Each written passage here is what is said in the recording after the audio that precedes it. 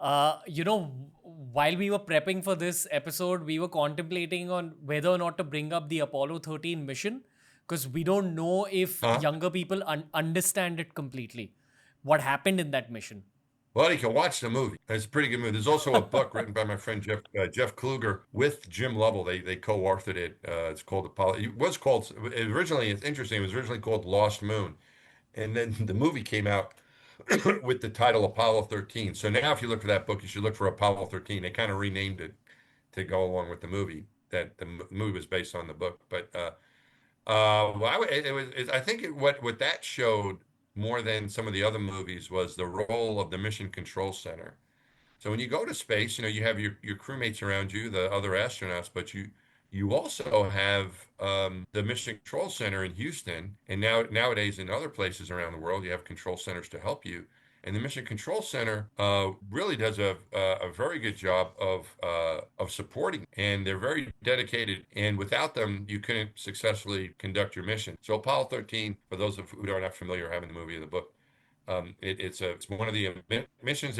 Apollo 11 was the first landing, then we had Apollo 12, and then Apollo 13 was supposed to land on the moon, but they had a problem. They had an explosion with an oxygen tank, which is not only just breathable oxygen, but also for power. So they had a problem, and they had to figure out a way to get them home. And they were almost at the moon when this happened, and so they had to figure out what's the best way to get crew home. And they were able to do it, and it was all kinds of challenges that they had to overcome. And if you see the movie, it's a very accurate movie, a very accurately, mostly. It's a couple of things they took some license, but it's a very accurate movie of that whole story. And I think it's celebrating its 30th anniversary, like now. I think it came out like around this time in 1995. So wow, I can't believe it's 30 years old. Yeah. I believe they use the gravity of the moon to swing around it, like to swing the ship around it. Yeah, they did. That engine was in question of whether or not how well it would work. So as you come toward a planet, you actually speed up because the and that also includes the moon. The moon is about 1/6 the gravity of the Earth, right? So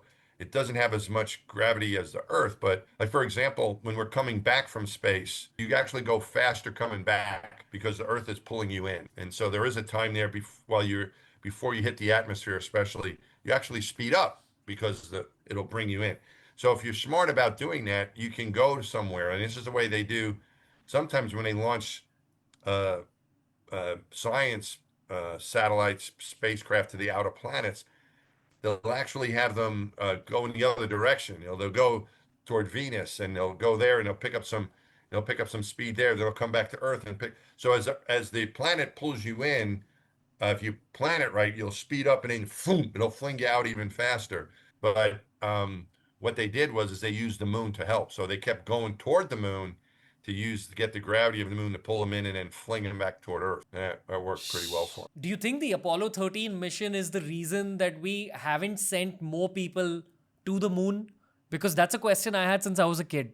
Like, if we got there once, why couldn't we get there again and again? Well, they did get there again and again. After Apollo 13, there were four more missions. So there was Apollo 14, 15, 16, and 17 that all landed. So they kept going. It didn't stop them. They would have done more, except it was for budget cuts. So they were planning on Apollo 18, 19, and 20. They had crews picked out. All the equipment was built, but to save some money, they canceled them. And so Apollo 13 didn't stop any.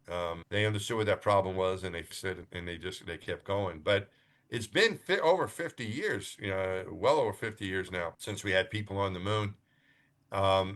It's not an easy thing to do. It took a huge effort to do it back in the late 1960s and early 1970s.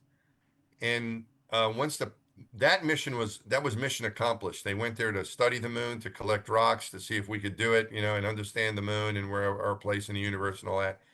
And those are just visits. So visiting a place is a lot different than going there to stay permanently, or you can stay there for a long time. And I think what's happened at this time, we spent with the space station, we have nearly 25 years of constantly having people in space on the space station.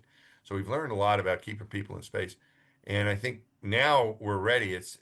I think we're really uniquely prepared at this point to be able to go back to the moon and settle there. And I think a lot of that is because it's not just the government doing it. It's not just NASA. So NASA is a government program. It's taxpayers' money. You got to be, they're always careful about how they spend that. And now that we have private companies involved doing things, India has also landed famously a spacecraft on the moon and a rover, and that we have more countries participating and private companies participating.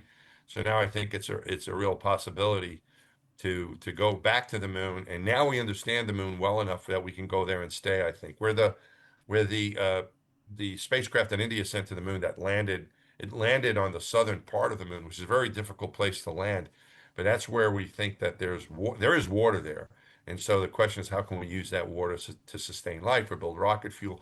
So that I think is the place we want to go to. And um, could we have kept, he could have, I guess, kept going back in but we just didn't have the funding to do that. But now things have changed, and I think it's well within our grasp.